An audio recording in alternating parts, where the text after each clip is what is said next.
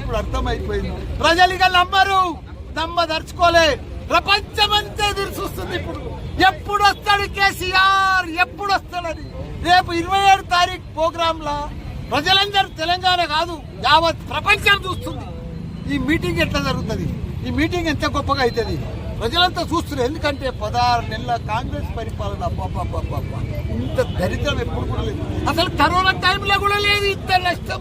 ఒక real estate లేదు, ఓ plot అమ్మితే లేదు, ఒక పెళ్లిళ్ళకైనా అమ్ముకొని పెళ్లి చేద్దామంటే కొనేటోడు దిక్కు లేడు తెలంగాణ దూరం. కాబట్టి మళ్ళా వస్తాడు మన కేసీఆర్. 3 ఏళ్ళు ఓపిక పడితే తప్పకుండా మన కేసీఆర్ వస్తాడు, గ్యారంటీగా గెలుస్తాడు, మళ్ళా ప్రపంచం చేస్తాడు, మళ్ళా అన్నపూర్ణ రాష్ట్రం చేస్తాడు. మన దేశ తాగునీరు కానీ సాగునీరు కానీ మళ్ళా ఆయన వస్తేనే వస్తాయి.